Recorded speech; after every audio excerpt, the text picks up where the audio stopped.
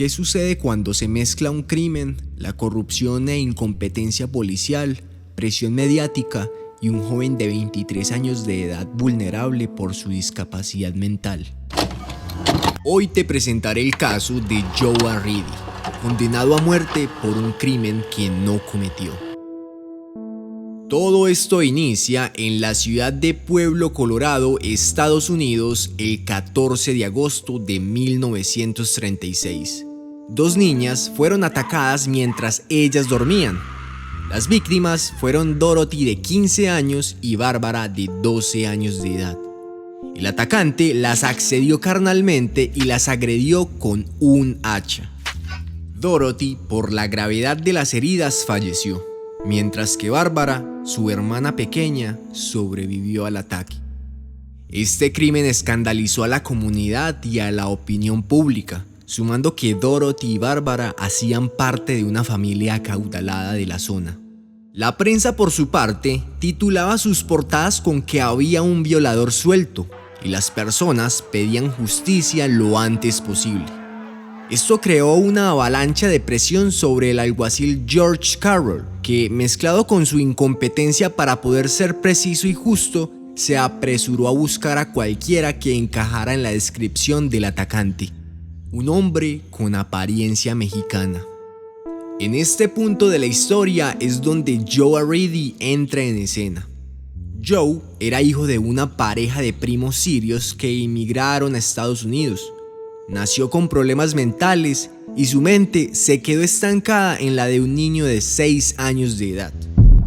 A pesar de que sus padres lo inscribieron en lugares especializados para personas con discapacidad mental, los expertos llegaron a la conclusión de que Joe era un caso perdido y no era posible desarrollar sus habilidades cognitivas. Joe fue internado en un hogar estatal para discapacitados a la edad de 10 años de edad y cuando cumplió 21 escapó de aquel lugar. Justamente para esos días, es decir, para los mismos días en que Joe escapó, ocurrió el crimen de Dorothy. Debido a su discapacidad mental, no le era posible establecer un trabajo porque no estaba consciente. Por ello, él deambulaba como vagabundo por las calles y fue capturado y vinculado al caso porque, según el alguacil, encajaba con la descripción del criminal, un tipo con apariencia mexicana.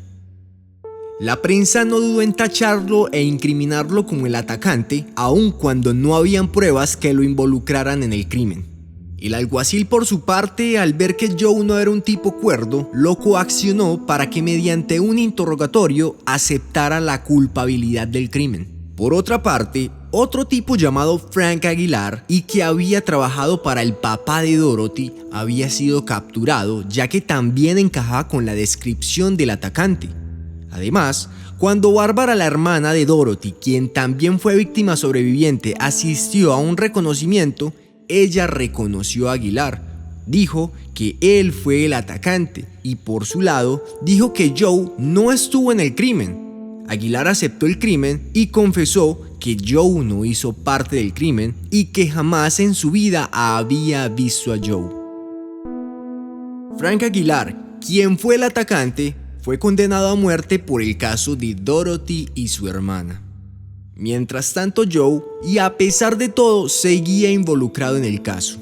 De cualquier modo, el alguacil se las ingenió para que Joe fuera condenado y declarado culpable del crimen, aun cuando expertos calificaron a Joe como un imbécil que no podía reconocer la diferencia entre un huevo y una roca, y menos podía reconocer la diferencia entre el bien y el mal, ya que él tenía el coeficiente intelectual de un niño de 6 años, a pesar de que él ya superaba los 20 años de edad.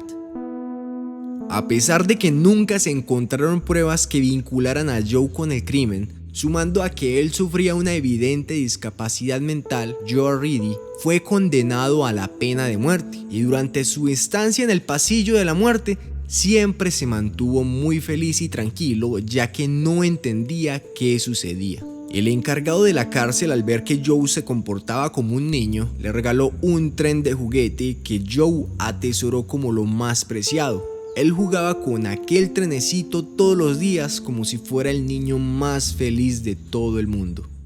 El 6 de enero de 1939, Joe Reedy fue llevado a la cámara de gas. Antes de irse, le regaló su preciado tren a otro preso y como última cena pidió un helado. Al momento de ingresar a la cámara fue muy fácil, ya que él no entendía qué sucedía.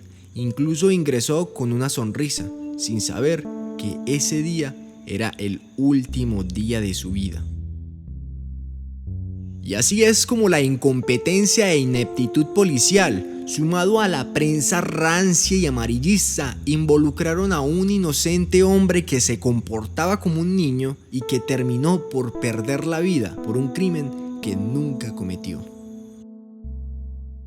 Y hasta aquí el video de hoy. Espero que te haya gustado. No olvides de suscribirte, darle like y compartir este video. Así me ayudas un montón y así continúo con este proyecto. No siendo más, nos vemos en una próxima ocasión. Hasta pronto.